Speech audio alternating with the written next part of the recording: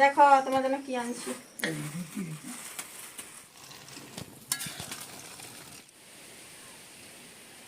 নমস্কার, গঙ্গাসাগর কুকিং এ আপনাদের সবাইকে স্বাগত। বন্ধুরা, আমি আজকে দেখাবো একদম দোকানের মতো বোঁদে বানিয়ে। তো তার জন্য আমি নিয়েছি এখানে 200 গ্রাম বেসন। বেসনটাকে চেলে নেব, তাহলে এর যে ডালা ডালাগুলো আছে এগুলো ভেঙে যাবে। দেখুন কত বড় বড় ডালা বেরিয়েছে, বর্ষার সময় তো। পুরো ভিডিওটা দেখতে থাকো বন্ধুরা, যেভাবে দোকানে বানায় আমি একদম সেরকমই বানিয়ে দেখাবো।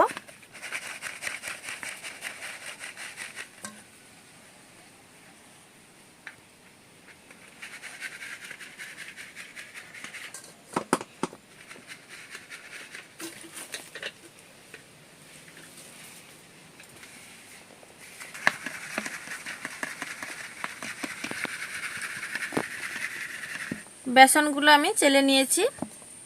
এবারে এতে অল্প অল্প জল দিয়ে ব্যাটার তৈরি করব। একসঙ্গে পুরো জলটা দিয়ে দেব না, কম কম করে জল দিয়ে ব্যাটারটা তৈরি করব।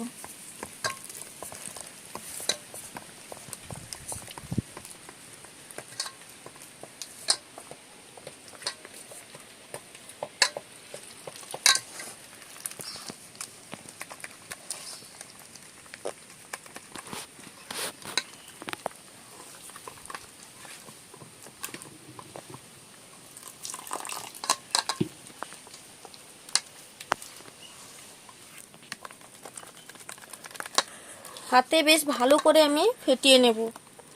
এই মিশ্রণটা যত ভালো করে ফেটানো হবে বোঁদেগুলো ফুলবে ভালো।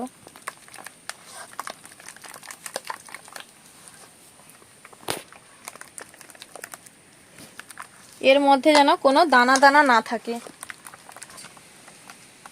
খুব ভালো করে হাতে ফেটিয়ে নেব, এর মধ্যে যেন কোনো দানা দানা না থাকে, একদম যেন স্মুথ হয় ব্যাটারটা।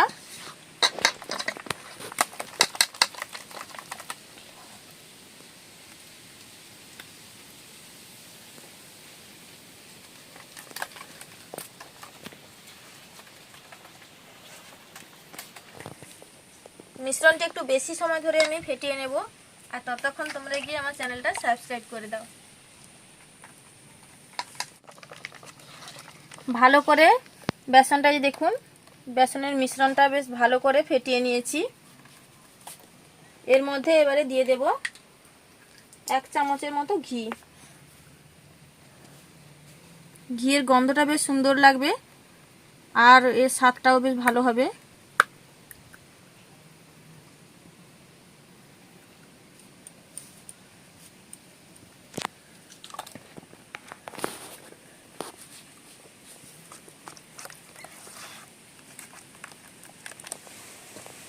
এবারে এটা ঢাকা দিয়ে 10 মিনিট রেখে দেব।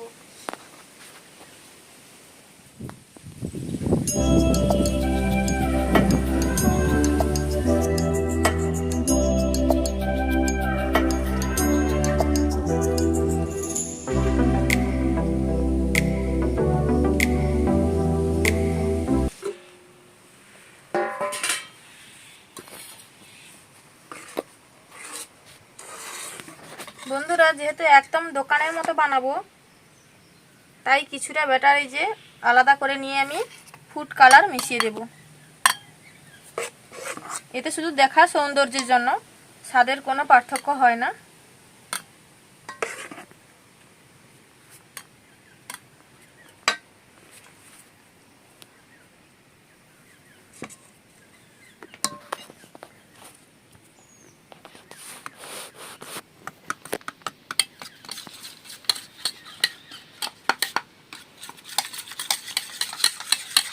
ফুড কালারটা বেশ ভালো করে মিশিয়ে নেব।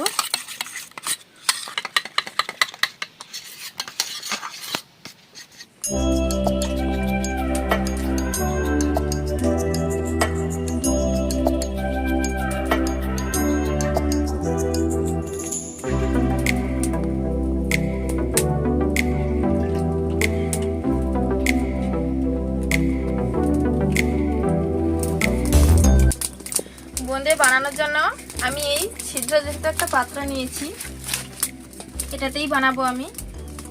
আমার কাছে মানে বোঁদে বানানোর জন্য আলাদাভাবে যে ঝাঁঝরি পাওয়া যায় ওটা নেই, তো তাই আমি এই পাত্রতেই বানাবো। বা এরকম ছান্তা যদি পিঠে বানানো ছান্তা সবার বাড়িতেই থাকে, তো এই ছান্তা যদি থাকে এটা দিয়েও বানানো যায়। আমি এটা দিয়ে ভাজা হয়ে গেলে তুলবো, তাই এটাতে বানাবো।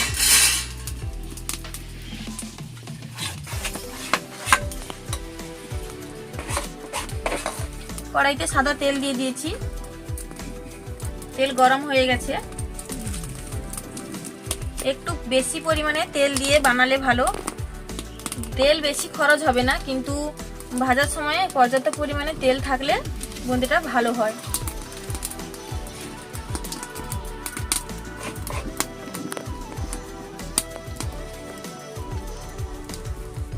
এই যে আমি পাত্রের উপরে দিয়ে দিচ্ছি।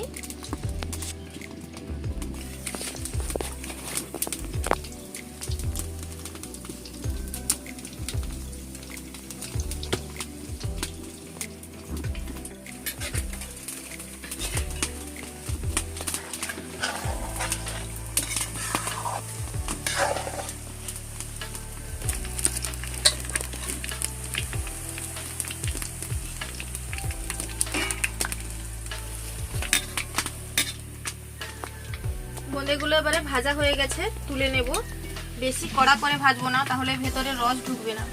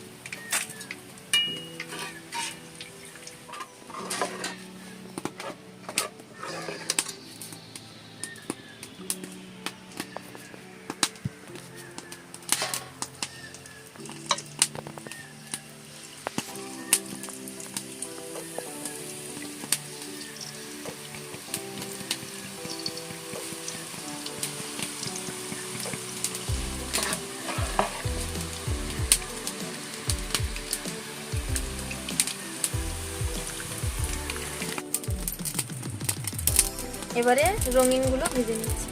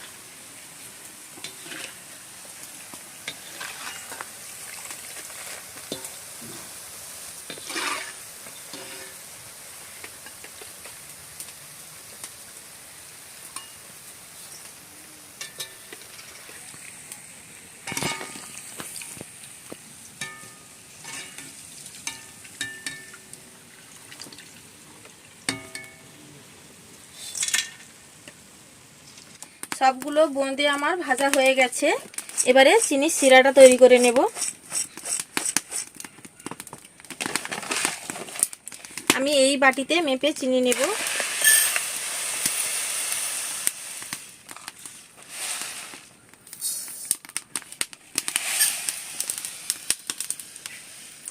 দেড় বাটি চিনি নিচ্ছি।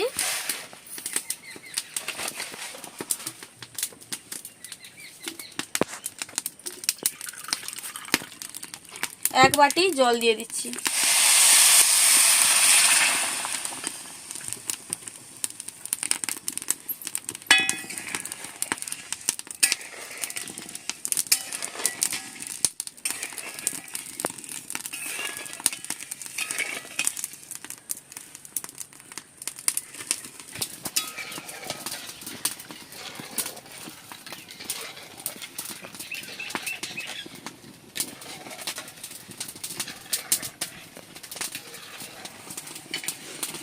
চিনিটা একদম গলে গেছে।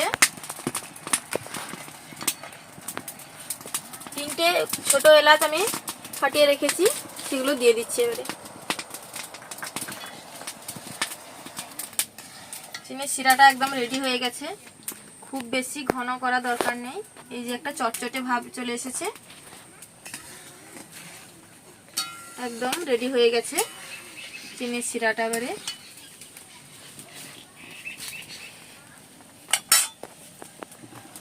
কড়াইটা এবার নামিয়ে নিচ্ছি আমি।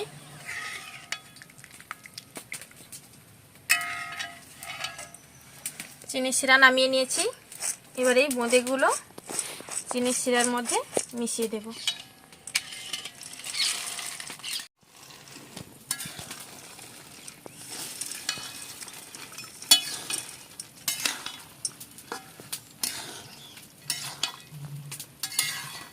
শিরাটা বোঁদের ভেতর ভালোভাবে ঢুকে যাবে, তাই এবারে ঢাকা দিয়ে আমি 2-3 ঘন্টার জন্য রেখে দেব।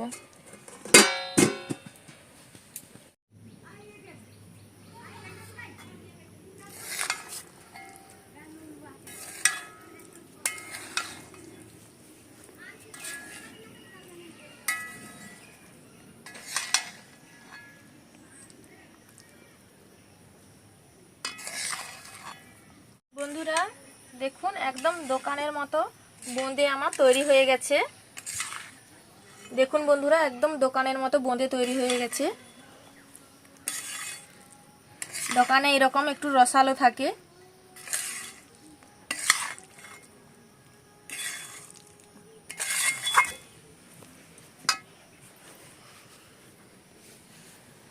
দারুণ সুন্দর গন্ধও বেরিয়েছে।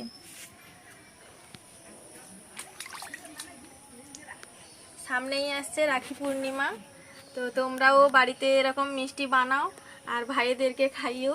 আর ভিডিওটি কেমন লাগলো অবশ্যই কমেন্ট করে বলো। চ্যানেলটি সাবস্ক্রাইব করে পাশে থাকা বেল আইকনটি প্রেস করে দিও, যাতে ভিডিও ছাড়ার সাথে সাথে তোমাদের কাছে পৌঁছে যায়। আর আমার সকল ভাইদেরকে রাখি পূর্ণিমার শুভেচ্ছা জানাই। সব ভাইয়েরা সুস্থ থাকো, ভালো থাকো, হাসি খুশি থাকো। আর সব ভাইদেরকে আমি মিষ্টি মুখ করাচ্ছি এখান থেকেই। আমার বাড়িতে এলে মিষ্টি খাওয়াতাম, তো বাড়িতে তো আসতে পারছো না তোমরা, তাই এখান থেকে আমি মিষ্টি পাঠিয়ে দিচ্ছি সবার জন্য। ভিডিওটি এখানেই শেষ করছি, কেমন লাগলো অবশ্যই কমেন্ট করে বলো। আর আমার সব ভাইয়েরা সুস্থ থাকো, ভালো থাকো, ভগবানের কাছে এটাই প্রার্থনা করি। রাখি পূর্ণিমার আগাম শুভেচ্ছা জানাই সব ভাইদেরকে।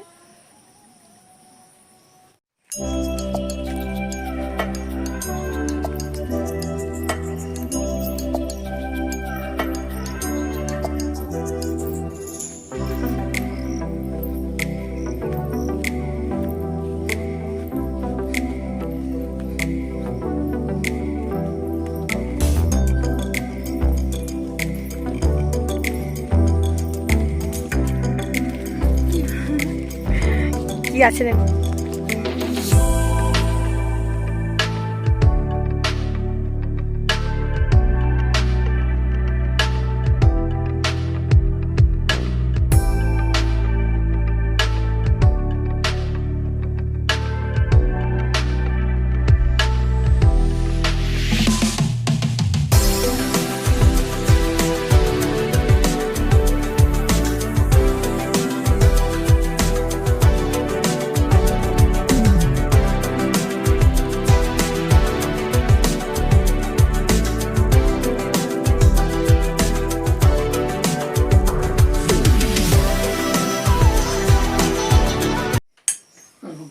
দেখো তোমার জন্য কি আনছি, কেমন হয়েছে গরম আছে এখন। হ্যাঁ তো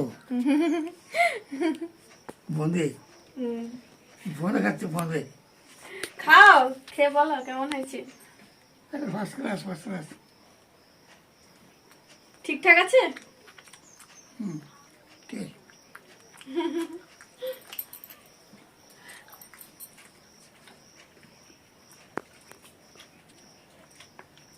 কাউকে নাকি ঢুকাই